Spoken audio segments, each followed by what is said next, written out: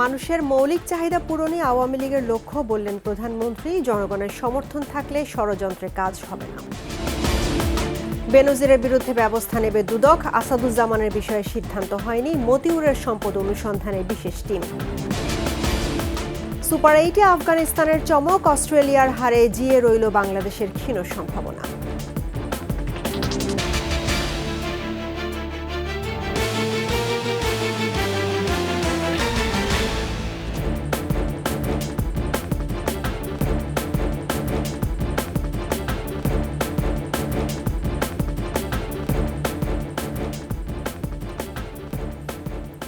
শুনছিলেন first security ইসলামী bank PLC সংবাদ শিরোনাম। আমন্ত্রণ রাতের 21-এর সংবাদে আপনাদের সঙ্গে আছি রাহনুমা রাহি। দর্শক, 21 টেলিভিশনের সংবাদ একই সাথে সরাসরি দেখতে পাবেন আমাদের ফেসবুক পেজ www.facebook.com/2124 অনলাইনে। সুসংগঠিত দল ও দেশের মানুষের সমর্থন থাকলে আওয়ামী লীগের বিরুদ্ধে কোনো ষড়যন্ত্র কাজ হবে না। তাই জনগণের আস্থা বিশ্বাস ধরে রাখতে নেতাকর্মীদের সচেষ্ট থাকার আহ্বান জানিয়েছেন প্রধানমন্ত্রী আওয়ামী লীগ সভাপতি শেখ হাসিনা। আওয়ামী লীগের 75তম প্রতিষ্ঠা বার্ষিকীতে বঙ্গবন্ধু কন্যা বলেন, আওয়ামী লীগ ও দেশের বিরুদ্ধে আচরণকারীরা নিশ্চিহ্ন হয়ে গেছে। তপু শাহিনের ছবিতে বিস্তারিত জানাচ্ছেন ফারজানা শোভা। ৭৫ পেরুলেও তারুণ্যে দীপ্ত স্বাধীনতার শক্তি বাংলাদেশ আওয়ামী লীগ। ভারতীয় উপমহাদেশের অন্যতম প্রাচীন এবং বৃহত্তম দলটি পালন করছে হীরক জয়ন্তী। এই শুভক্ষণে ঐতিহাসিক সোহরাওয়ার্দী উদ্যানের জনসভায় কর্মীদের ঢল। আওয়ামী লীগের আমন্ত্রণে এসেছেন বিভিন্ন রাজনৈতিক দলের নেতা, বিদেশি কূটনৈতিক, কবি সাহিত্যিক সহ দেশ বরেণ্যজনরা। পতাকা ও পায়রা উড়িয়ে উদ্বোধন করেন আওয়ামী লীগের প্লাটিনাম জয়ন্তীর আয়োজন। নাচে গানে মূর্ত হয়ে ওঠে স্বাধীনতার প্রতিটি বাঁকে আওয়ামী লীগের ভূমিকা। ৭৫ বছরের ৪৩ বছরেই আওয়ামী লীগের নেতৃত্ব দিয়েছেন বঙ্গবন্ধু কন্যা শেখ হাসিনা। বক্তব্যের প্রথমেই স্বাধীনতার স্থপতি, মুক্তিযুদ্ধের শহীদদের স্মরণ করে আবেগাপ্লুত দলীয় প্রধান বলেন, ভাষা আন্দোলন, স্বাধীনতা, আর্থিক সামাজিক উন্নয়ন, দেশ ও জাতির যা কিছু বৃহৎ অর্জন তা আওয়ামী লীগের হাত ধরেই। বাংলাদেশ এগিয়ে যাচ্ছে, বাংলাদেশ এগিয়ে যাবে। আওয়ামী লীগ এদেশের মানুষের ভাগ্য পরিবর্তন করেছে। এদেশের মানুষকে ক্ষুধা দারিদ্র্যমুক্ত উন্নত সমৃদ্ধ সোনার বাংলা অবশ্যই দেবে। স্মার্ট বাংলাদেশ, স্মার্ট সোনার বাংলা ইনশাআল্লাহ আমরা গড়ে তুলব। তিনি বলেন, কেবল 15 আগস্ট নয়, আওয়ামী লীগকে নিশ্চিহ্ন করতে এখনও ষড়যন্ত্র চলছে। ক্ষমতার লোভে অনেকেই দলবদল করে দেশ ধ্বংসের পায়তারা করেছে উল্লেখ করে সরকার প্রধান আরও বলেন, দেশের মানুষের মৌলিক চাহিদা পূরণই আওয়ামী লীগের মূল লক্ষ্য। কেউ এখনও বিভিন্নভাবে আওয়ামী লীগ সরকার পতন, ধ্বংস, নানা জল্পনা কল্পনা করে যাচ্ছে, কিন্তু আওয়ামী লীগ প্রতিষ্ঠা লাভ করেছেই তো বাংলার মানুষের ভাগ্য পরিবর্তনের জন্য, যা আমরা প্রমাণ করেছি। ৭৫-15 আগস্টের পর বারবার ক্ষমতা বদল হয়েছে, কিন্তু প্রত্যেক ক্ষমতা বদল হয়েছে হয় অস্ত্রের মাধ্যমে, ষড়যন্ত্রের মাধ্যমে। জনগণের গণতান্ত্রিক অধিকার ছিল না। নেতাকর্মীদের উদ্দেশ্যে শেখ হাসিনা বলেন, জনগণের আস্থা বিশ্বাস ধরে রাখতে দলকে আরও সুসংগঠিত ও জনবান্ধব করতে হবে। যদি সংগঠন শক্তিশালী হয় আর দেশের গণমানুষের সমর্থন পাওয়া যায়, যতই ষড়যন্ত্র হোক, বাংলাদেশের মানুষের ভাগ্য পরিবর্তনে আমার বাবার যে চিন্তা চেতনা তা বাস্তবায়ন করে এদেশের মানুষকে একটা উন্নত জীবন দেব। গণতান্ত্রিক ধারা অব্যাহত রেখে উন্নয়নকে আরও ত্বরান্বিত করার অঙ্গীকার করেন বঙ্গবন্ধু কন্যা। লড়াই সংগ্রাম অর্জনে ৭৫ বছর পূর্ণ করল উপমহাদেশের অন্যতম প্রাচীন রাজনৈতিক দল আওয়ামী লীগ। প্রতিষ্ঠাবার্ষিকীর এই দিনে আওয়ামী লীগ সভাপতি শেখ হাসিনা নেতাকর্মীদের উদ্দেশ্যে বললেন, বঙ্গবন্ধু যে চেতনায় স্বাধীনতা অর্জন এবং দেশ পুনর্গঠন করেছিলেন, তাকে পাথেয় করেই সামনের দিনগুলোতে সকল ষড়যন্ত্র মোকাবেলা করে স্মার্ট সোনার বাংলাদেশ গড়তে সবাইকে একযোগে কাজ করতে হবে। ফারজানা শোভা, 21 টেলিভিশন, ঢাকা। এর আগে উপমহাদেশের প্রাচীন ও বড় রাজনৈতিক দল আওয়ামী লীগের ৭৫তম প্রতিষ্ঠাবার্ষিকী উপলক্ষে বঙ্গবন্ধু শেখ মুজিবুর রহমানের প্রতিকৃতিতে শ্রদ্ধা নিবেদন করেছেন প্রধানমন্ত্রী শেখ হাসিনা। সকালে ধানমন্ডি ৩২ নম্বরে বঙ্গবন্ধুর প্রতিকৃতিতে শ্রদ্ধা জানানোর পর প্রধানমন্ত্রী শেখ হাসিনা কিছুক্ষণ নীরবে দাঁড়িয়ে থাকেন। পরে দলের পক্ষ থেকে আওয়ামী লীগের সভাপতি হিসেবে সিনিয়র নেতাদের নিয়ে দ্বিতীয়বার শ্রদ্ধা জানান বঙ্গবন্ধু কন্যা। এ সময় দলের সাধারণ সম্পাদক ওবায়দুল কাদের বলেন, দেশের উন্নয়ন অগ্রযাত্রার একমাত্র কাণ্ডারি বাংলাদেশ আওয়ামী লীগ।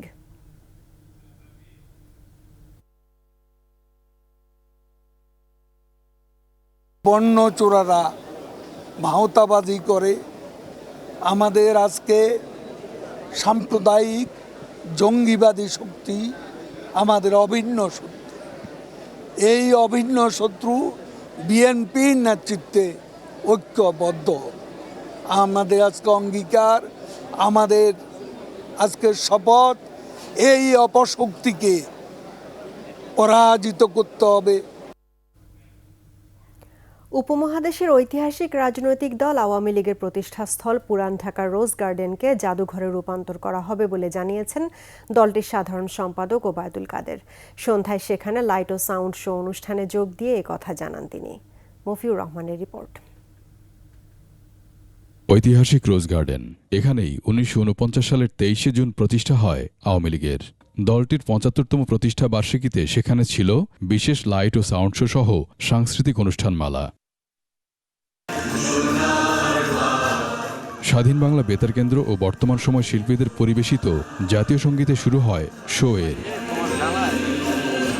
উদ্বোধক আওয়ামী লীগের সাধারণ সম্পাদক ওবায়দুল কাদের বলেন, মানুষের আবেগের সাথে মিশে আছে আওয়ামী লীগ ও রোজ গার্ডেন। তাই রোজ গার্ডেনকে জাদুঘরে রূপান্তর করা হবে সর্বসাধারণের জন্য।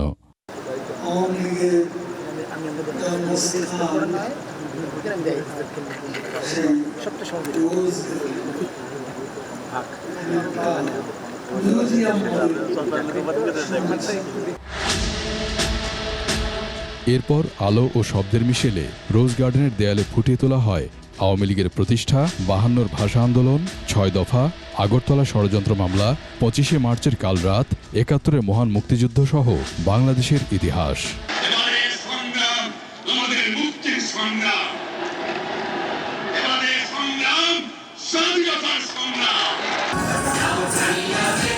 সবশেষে বরেণ্য শিল্পীদের সাংস্কৃতিক অনুষ্ঠানে মুগ্ধ হন আমন্ত্রিতরা। মফিউর রহমান, একুশে টেলিভিশন, ঢাকা। পুলিশের সাবেক মহাপরিদর্শক বেনজির আহমেদ দুর্নীতি দমন কমিশনে হাজির না হলেও আইনজীবীর মাধ্যমে লিখিত বক্তব্য পাঠিয়েছেন। পর্যালোচনা করে পরবর্তী পদক্ষেপ নেবে দুদক। ব্রিফিংয়ে দুদক সচিব খোরশেদা ইয়াসমিন জানান, কমিশনে উপস্থিত হয়ে বক্তব্য না দেয়ায় অনুসন্ধান টিম আইন অনুসারে ব্যবস্থা নেবে। সোমবার বেনজির আহমেদের স্ত্রী ও কন্যারা উপস্থিত না হলে তাদের বিষয়েও আইন অনুসারে পরবর্তী ব্যবস্থা নেওয়া হবে। সাবেক ডিএমপি কমিশনার আসাদুজ্জামান মিয়ার অবৈধ সম্পদের বিষয়ে অভিযোগ পরীক্ষা নিরীক্ষা করে কমিশন সিদ্ধান্ত নেবে বলেও জানান দুদক সচিব। এদিকে ছেলের ছাগলকাণ্ডে আলোচিত এনবিআর কর্মকর্তা মতিউর রহমানের অবৈধ সম্পদ অনুসন্ধানে এবার বিশেষ টিম গঠন করেছে দুদক।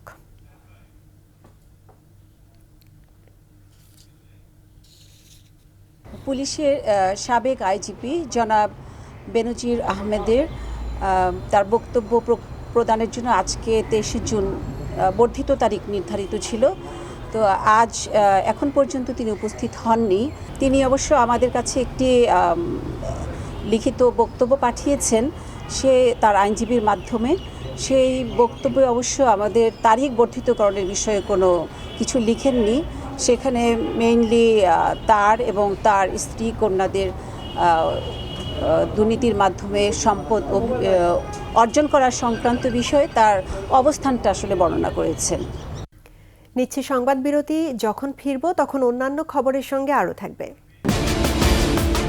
সিলেট সুনামগঞ্জে কমছে পানি, বাড়ছে ভোগান্তি, সহায় সম্বল হারিয়ে দিশেহারা বানভাসীরা।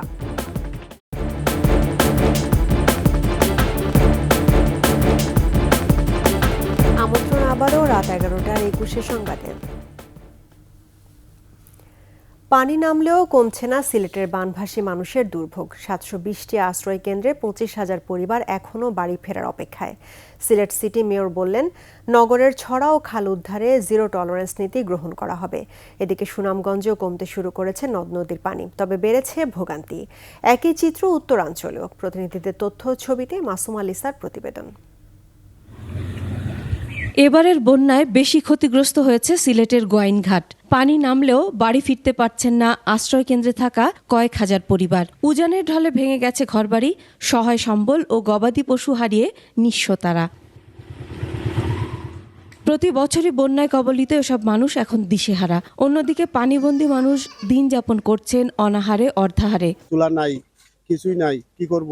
অনাহারে আছি, সেই চিরা পানি খায়া। এমন অবস্থা যে ঘরের ভিতরে তারা প্রবেশের বা থাকার কোনো পরিবেশ নাই। এসব মানুষের দুর্ভোগের কথা স্বীকার করে জনপ্রতিনিধিরা জানান, যে ত্রাণ দেয়া হচ্ছে সেটি অপ্রতুল। তবে আশ্রয়ে থাকা লোকজন রান্না করা খাবার পাচ্ছেন। ডিসি অফিসের মাধ্যমে প্রথম দিনই রান্না করা খাবার আমরা বিতরণ করি আমাদের আশ্রয়গুলোতে। প্রশাসন বলছে সিলেটে এখনো পানিবন্দী ১০ লাখ মানুষ। এছাড়া কুশিয়ারা নদীর ৪টি পয়েন্টে পানি বিপদসীমার উপর দিয়ে প্রবাহিত হচ্ছে। এদিকে সিলেট সিটি মেয়র বলেন, পানি নেমে গেলে সিলেট বাঁচাও নগর বাঁচাও কর্মসূচি নিয়ে ছড়া ও খাল উদ্ধারে কার্যক্রম শুরু হবে। যেখান থেকে উৎপত্তি হয়েছে সেখান থেকে সমস্ত ছড়া উদ্ধার খনন সহ আমরা সুরমা নদী নিয়েছি, সুরমা নদী খনন। এবং খালি সিটি এলাকা, সিটি কর্পোরেশন এলাকা খনন করলে হবে না, এটাকে উৎপত্তি যেখান থেকে হয়েছে সব এলাকায় করতে হবে। অপরদিকে সুনামগঞ্জে দ্রুত কমছে নদ নদীর পানি। পরিস্থিতির উন্নতি হলেও বাড়ছে ভোগান্তি। অনেকের বাড়িঘর ক্ষতিগ্রস্ত হয়েছে, ভেসে গেছে গোলার ধান, হাঁস মুরগির খামার ও পুকুরের মাছ। এদিকে পানি কমতে থাকায় অনেকেই ঘরবাড়ি মেরামতের জন্য কাজ শুরু করেছেন। রয়েছে প্রান্তিক মানুষের খাবার ও বিশুদ্ধ পানির সংকট। আমাদের ঘরবাড়ি, গবাদি পশু পাখি অনেক কিছু মারা গেছে। তারপর আমাদের কিছু লোক এইখানে ত্রাণও পাচ্ছে না, বিশুদ্ধ পানিও পাচ্ছে না। এটা মানে আট আছিল 40টা 800 গেছে কি বেশি। তারপরে মুরগি মইরা টইরা সব শেষ। পানি উন্নয়ন বোর্ড বলছে, ইতিমধ্যে নিম্নাঞ্চল থেকে পানি সরতে শুরু করেছে। আগামী 24 ঘন্টার মধ্যে সুনামগঞ্জে বন্যা পরিস্থিতি স্বাভাবিক হবে। বন্যা পরিস্থিতি উন্নতি হচ্ছে এবং যেসব জায়গায় পানি ঢুকে গেছিল সেগুলো নামতে শুরু করেছে। আমরা আশা করতেছি আগামী 24 ঘন্টার ভিতরে সুনামগঞ্জের বন্যা পরিস্থিতি স্বাভাবিক হবে। কাজকর্ম না থাকায় মানবেতর জীবনযাপন করছেন বন্যা কবলিত এলাকার মানুষ। কুড়িগ্রামে ধীর গতিতে নামছে নদ নদীর পানি। বন্যা পরিস্থিতির কিছুটা উন্নতি হলেও চর, দ্বীপচর ও নিম্নাঞ্চলের বাড়িঘরে পানি জমে থাকা ও কাঁচা পাকা সড়ক তলিয়ে যাওয়ায় দুর্ভোগে বানভাসীরা। মাসুমা লিসা, 21 টেলিভিশন। এ পর্যায়ে বাণিজ্য সংবাদ।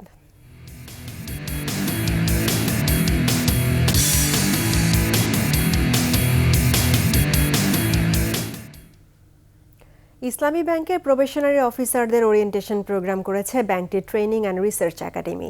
ইসলামী ব্যাংক টাওয়ারে প্রোগ্রামের উদ্বোধন করেন ব্যাংকের ম্যানেজিং ডিরেক্টর মুনিরুল মাওলা। আইবিটিআর এর প্রিন্সিপাল নজরুল ইসলামের সভাপতিত্বে বিশেষ অতিথি ছিলেন additional managing director Kaiser Ali ও JQM হাবিবুল্লাহ এবং ডেপুটি ম্যানেজিং ডিরেক্টর মিফতাউদ্দিন। প্রোগ্রামে ছিলেন senior executive vice president Khandaker Mohammad Munirul Alam Al Mamun ও এক্সিকিউটিভ ভাইস প্রেসিডেন্ট নেয়ামতুল্লাহ।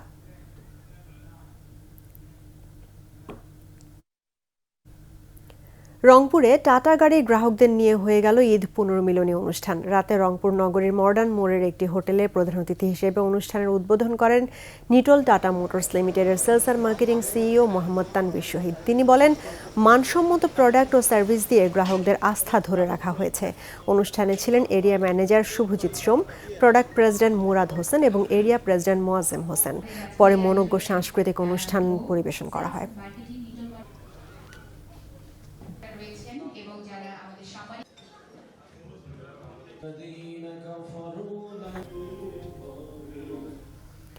এবার আন্তর্জাতিক খবর।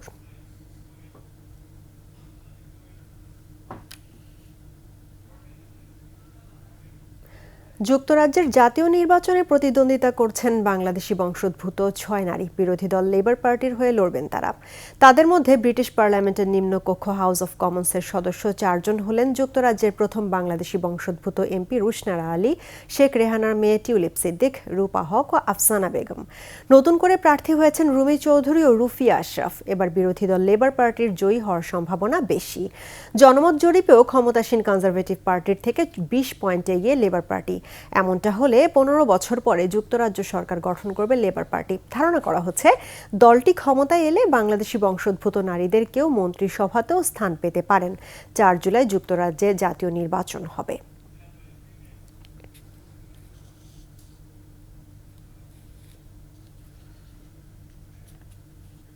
জানাবো খেলার খবর।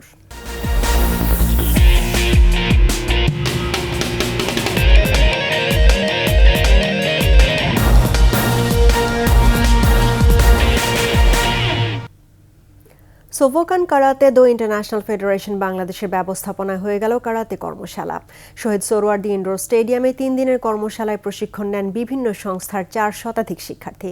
প্রশিক্ষণ দেন ওয়ার্ল্ড চিফ ইনস্ট্রাক্টর ও 8ম ড্যান SKIF জাপান সুজেকি শিহান মানাবো মোরাকামি এবং চিফ অ্যাডভাইজার SKIF বাংলাদেশ ও 7ম ড্যান JKF শিহান ভেতসুরো কিওয়ামোরা। কর্মশালা শেষে প্রশিক্ষণার্থীদের সনদ দেওয়া হয়।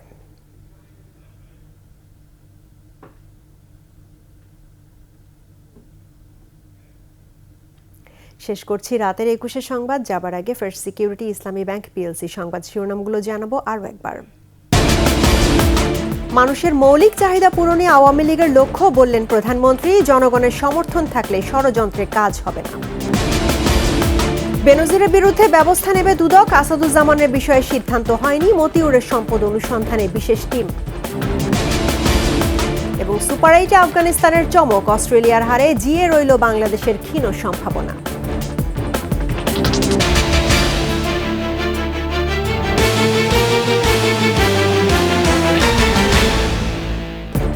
দর্শক, 21-এর সর্বশেষ খবর জানতে ডায়াল করুন 2021 নম্বরে, আর ভিজিট করুন 21-tv.com ওয়েবসাইটে। এছাড়া ফেসবুকে ভিজিট করতে পারেন facebook.com/2124 অনলাইনে। এতক্ষণ সঙ্গে থাকার জন্য ধন্যবাদ। পরবর্তী সংবাদ দেখার আমন্ত্রণ রইল। 21-এর সঙ্গেই থাকুন।